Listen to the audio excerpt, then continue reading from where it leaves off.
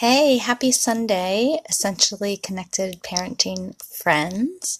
So I don't often come on a Sunday, but I just had something on my heart I wanted to share and kind of something fun at the end that's really only good for today. So I kind of had to do it on a Sunday. So I've been just reading through your comments. A lot of you, when you joined this group, answered what your biggest parenting challenge is. And if you're feeling really brave and you want to comment what that is on this video, I would encourage you to do that because I think we're not as alone as we think we are. Hey, Teresa.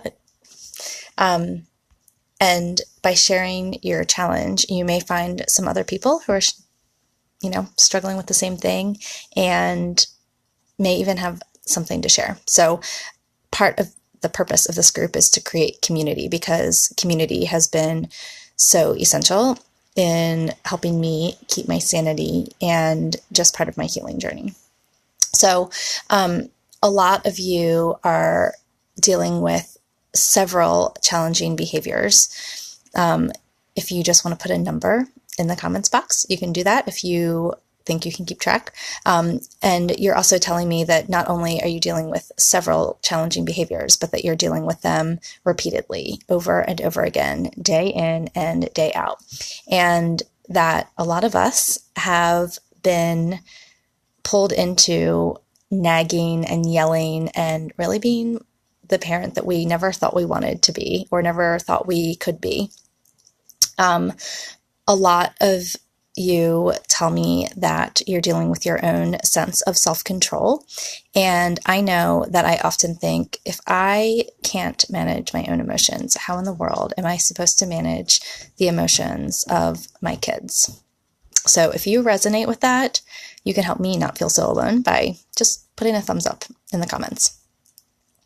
I know that even though I am a parent coach, I often struggle with feelings of inadequacy and can I even do this? And let me tell you, it is so much easier to help you guys with your issues than it is to deal with some of the issues that our family is still struggling with. So, for example, even just this past week, we had a situation in our house. One of our older kids moved home pretty unexpectedly. And I just had this really honest conversation with my husband, or actually he was being really honest with me and just told me that he is fearful about my reaction to our kids. Like in our deepest crisis 3 years ago, I was just in such a terrible place. And I think there's a fear that as some of our big kids are starting to boomerang back, that there will be a repeat of that. And I totally understand that. But at the same time, it was so sobering, right? To realize that I kind of have this reputation for being very overwhelmed by my emotions. And then I'm I'm a fighter out of fight, flight, and freeze. So I can probably be pretty scary when my big emotions take control of me. So I know 5 years ago, if he had had that conversation with me, I would have been even more devastated. I probably wouldn't have been able to get out of bed the next day. And I would have felt that way because I had zero tools for how to even overcome the big emotions that came with that conversation. And even like some of the things that I deal with some of my coaching clients, and some of the things that you guys write in that you're struggling with. Even just a year ago, I was super not active on Facebook in adoption groups because just reading about your challenges was so triggering to me. I felt like it was just pulling me back to a place I didn't want to go. So I have come a long way, even in the past year, to get to the point where I really am able to sit with you guys and the challenges that you're going through and speak into that a little bit. So that's huge. Hey, Amy. Hey, Nicole. I'm glad you guys could be here. Okay. So what has changed? I know that in my story, we were focusing a ton on behaviors. It makes sense, right? They're the things that are in our face. They're kind of the obvious villain, if you will, in our story. But if you know anything about connected parenting. Sometimes even if we didn't think we were focusing on behaviors, we would focus on our child, like what our child needs, what's the behavior communicating. And that's all super important. And I believe in all of that. But I think our focus might be a little bit off. Let me show you what I'm even talking about. I'm a super visual girl, and I'm also an engineer. So I had to put together a little bit of a visual for you all. Okay, so I'm going to flip my camera. Hopefully this is going to work. Okay, so do you see this picture on my computer? It's like an upside down pyramid. And I think a lot of times our biggest focus is on behaviors, again, because they're in our face. And then, we're trying to make see the child underneath the behaviors. And then we think that we don't have any time for ourselves because we just need to meet our kids' needs, all of those things. So if this resonates with you, this mindset of like, I see a behavior, I need to know how to fix it. I think about my child. I think about how I need to meet my child's needs. And then I definitely never, ever have time for myself. Put some kind of GIF of your favorite self-care activity or something in the comments, or just another thumbs up. But the engineer in me wants to tell you that this pyramid is not super stable. Hey, Gwen. So the way that we look at our kids sometimes creates this super instability in our homes, in ourselves, and just the whole situation. I mean, one little puff of wind is going to blow this pyramid crashing to the ground. There's no stability. It's balancing very precariously on its point. And so what I have realized, and the thing that's keeping me sane right now, is this pyramid, a pyramid that's built on me meeting my own needs and controlling myself. And then proactively meeting my child's needs and just building a routine and rituals that focus on our relationship and his physical, emotional, sensory, all the needs. And then lastly, managing the behaviors and using all those tools that a lot of us love or are trying to use. But I mean, let's be honest, sometimes we think like the compromise was the stupidest thing ever invented. How come my kid always chooses, like if I'm giving A and B, they choose C?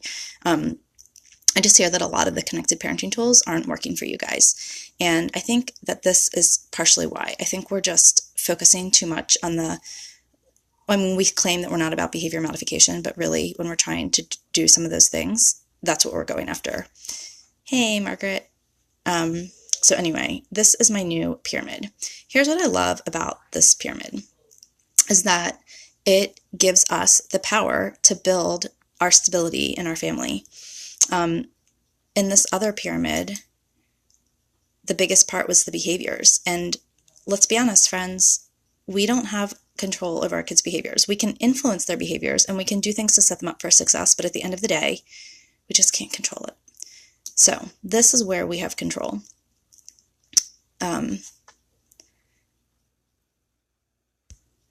Okay, so if that's resonating with you, just let me know. Okay, so I will concede this. Flipping the pyramid back and forth on my computer is easy in computer world. It's less easy in real life. But it does put the control back in our courts. And this change in philosophy does allow our tireless efforts. And I know you guys are all working tirelessly for your kids. You guys are great moms. You're doing great work. But I know that when we were in our crisis, I felt like all that work was like, it just wasn't gaining traction. It wasn't getting us anywhere. And I felt like it was all for naught. And I don't want you guys to feel that way. So I want you to have hope, to find your joy again. I want you to feel like all the work that you're doing is worth it. And so a mom wrote to me and she said, before I found connected parenting, I found myself spiraling down to where I felt like I was drowning. And now that I have hope and joy again and my self-confidence has returned, am able to be the mom I want to be. Guys, that's what's happening to moms. I'm using in my coaching program a 2-month training walking families through how to flip their pyramid. So it's just revolutionizing my ability to be able to help moms and my confidence that I can help you, because I can't guarantee changes with your kids, but I will say that sometimes we see great things happening with our kids, but more importantly, I see moms just being transformed by all of this. So I hope that was helpful for you. Before I let you go, I wanted to tell you just what has helped me get out of my funk after that really hard conversation 3 days ago with my husband. And I know I probably sound like a broken record, but also remember, this is the Essentially Connected parenting group. I have used essential oils all week, like it was my job. I mean, it kind of is, but it's truth that they work. There's so much science to back it up. And like I said, I'm an engineer, so I don't take this lightly. I have researched and researched and researched. I'm your resident brain science nerd. But for emotions, I specifically use a set of blends that are designed to balance emotions, brighten mood. They help to battle feelings of anger and frustration, sadness, grief. Let's see, what else? Let me look at my little cheat sheet. If your feelings of gloominess, distress, discouragement, these are specially backed by science to help us manage all of those things. And I know all of those feelings have been true in our life, dealing with kids with really challenging behaviors. So if you're skeptical or haven't had success in the past, I'll make a little note here.